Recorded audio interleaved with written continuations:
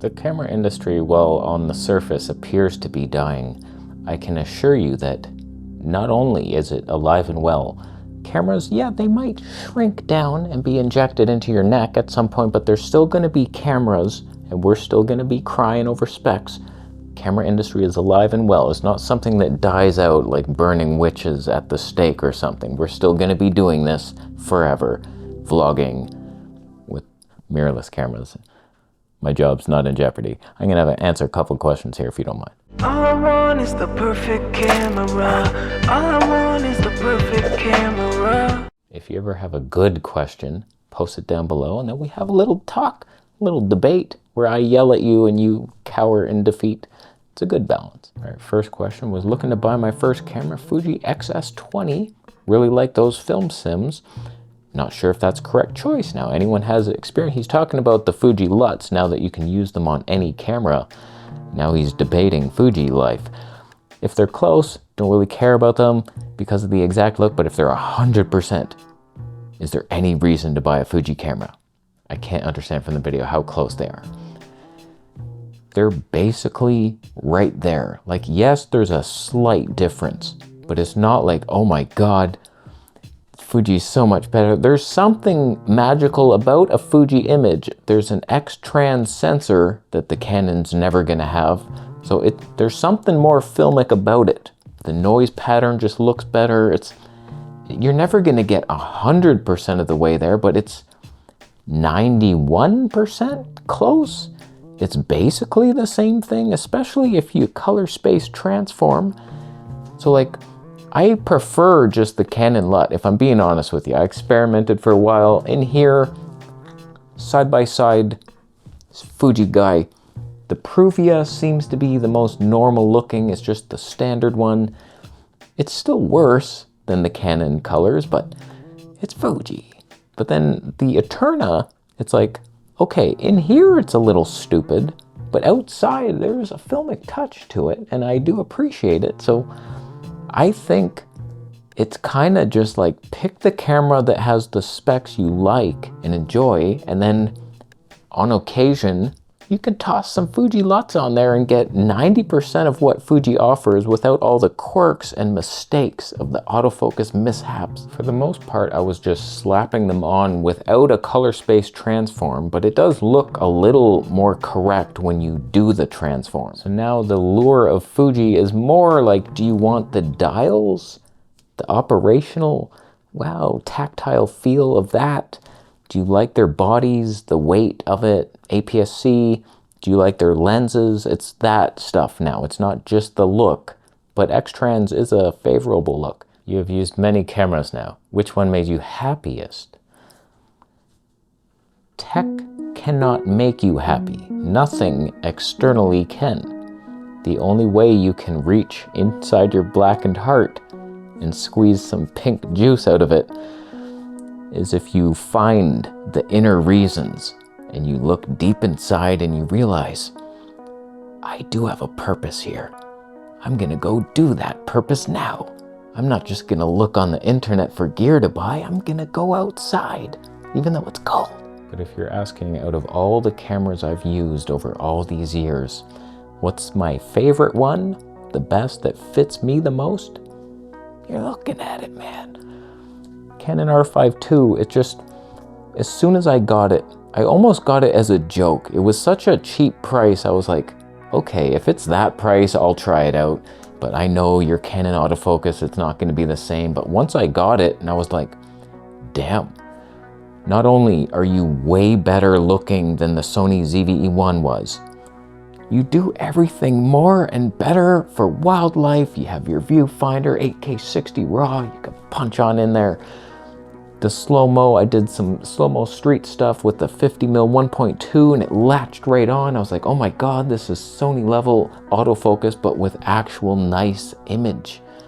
Whenever I go compare an older video with Sony, I'm like, oh, it is green. Oh, wow, I see it now. Once you see correct colors, it's like, oh, okay, this is bad. Even though this can be yellowy and weird, it's at least better than your freak show. As soon as I got this, I was like, I don't need anything else. I'm selling off everything, got rid of the ZVE1. I don't know why I re-entered other systems. Like, I just wanted something where I could review China lenses and sell them for money. So I was like, they don't make them for RF mount. That's your only flaw, that you're greedy, Canon, and you won't let other companies make better lenses than you. So it's like, okay, I need something to do that. So we got the Nikon back, and that happened. And then I got the Fuji just because someone offered it on a deal. And I'm like, why did I do that? So I'm trying to sell that again. And now we're back to just Canon for pretty much everything, and Nikon is kind of fun. But some of the cameras that have stood out over the years, like Sony ZVE1 was so small, but the lenses weren't. Like the baddest, once you put the 18mm 2.8 on there, you're now as heavier than the Nikon would be, ZR at least, with the 26mm 2.8. So I'm like, I don't know, man, like the body was cute, and Sony has some light lenses, but they don't have pop. So like if you're looking for a Zeiss lens with pop, there's not many light options, so that was kind of debunked. But that tiny camera was just funny, and it had fun modes that tracked you around your house, and that dynamic stab was actually good, but that 18 turned into like a 28. So it's like, I don't know, you're not perfect. The Fuji X-T4 was hard to beat. Just a classic Fuji example of beauty. Just the image, some autofocus quirks.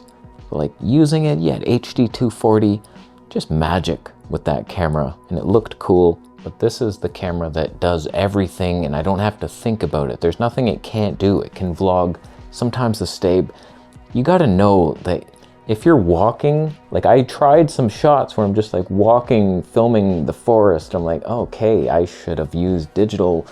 Like, you gotta know your camera. So if I would have put enhanced stab on, that would have looked fantastic, but I did not. The low light is amazing in this, and it's just like, it feels like a Sony a7S III in low light. It's just like, what can't you do? It costs money, but it wasn't that expensive for me. I found it used, and I was like, okay, yeah, perfect camera. All right, last question here. Terrific video, Casey. All we need is full HD for the typical topping you had stuff. If you were videoing wildlife, don't you really need 4K, 8K so you can punch in? The only alternative long lenses are heavy and expensive. Getting closer is not always practical. To me, the best compromise, weight, price, quality, APS-C, Fujifilm, please make your autofocus class leading, and then you will conquer all. I disagree, but you're right. For the most part, 720p might be enough for a talking head YouTube. Like, most of you are watching on a phone, you're hunched over, your neck is bent. Try looking up towards the sun. Actually, that might burn your retinas. You're not ready for it. You need glasses because the LED lights have penetrated your retinas. You have a lot to work on, but yeah, HD is enough. I often film in HD. The only reason I'm not in right now is because I wanted to see RAW again. So like, we're in 4K S RAW, and it's like, oh my God, Canon has RAW. I can change my white balance, slide it up. Just a side rant on why I like RAW. A lot of people are like, you don't need RAW, your YouTube, you could film on an iPhone. RAW is a less processed image. I like more natural things. So this doesn't have all the noise reduction and all these things that are altering my image. This is just nature. It's raw, and I'm a raw foodist. I eat raw fruit. It fits. My codec should also be raw, so it's like, come on now. But when it comes to HD, 8K, 4K, all that stuff, I think HD is enough. I would love to see an HD only camera. I would laugh myself to sleep every night cuddling with it. I'd just be like, man, this 1080p is good. People still like the C100 Mark II.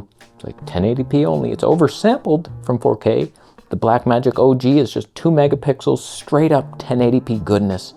I just switched to 1080p, you probably didn't even notice. If we do a side-by-side 8K versus HD, that's like, what? God, 8 times the resolution? Don't quote me on that. Yeah, he's sharper, and that might be better for you. You see a side-by-side and you're like, yeah, that one's sharper, therefore better.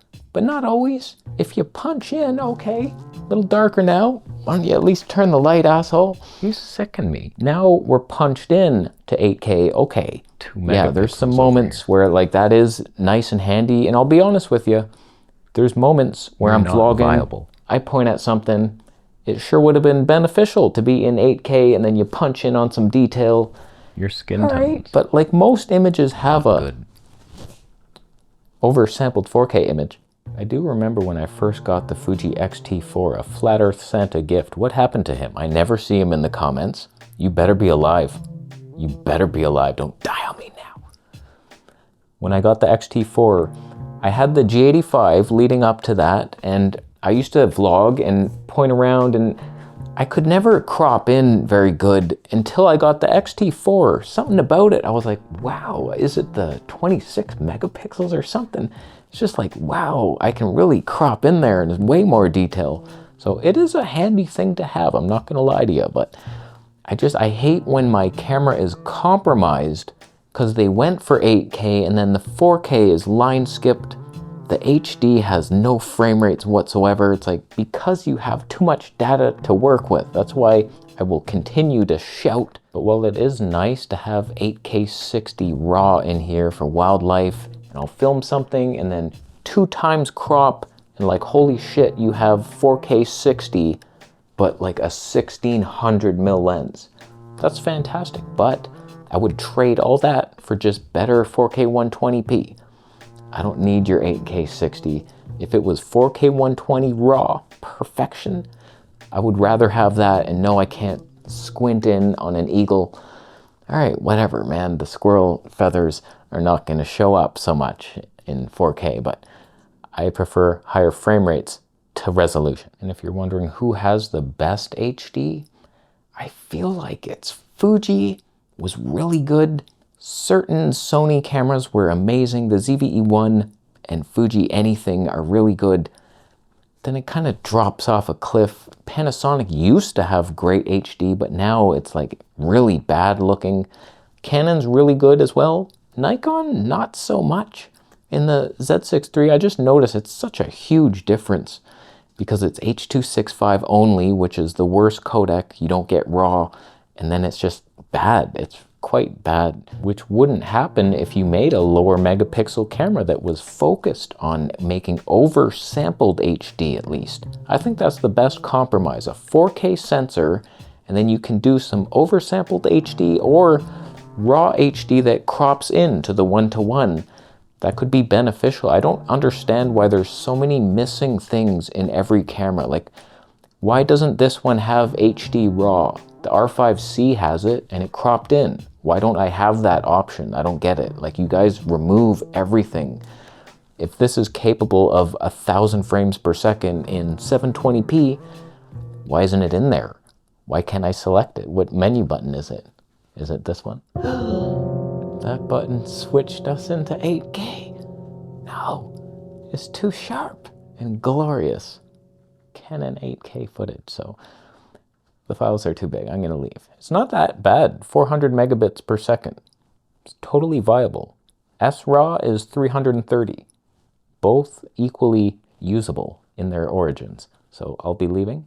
Thank you. What are your thoughts on all that stuff? HD, good enough? The other guys, what's your favorite camera that made you happy? Nothing could make you happy. Bitcoin is available to be left from your wallet. Subscribe.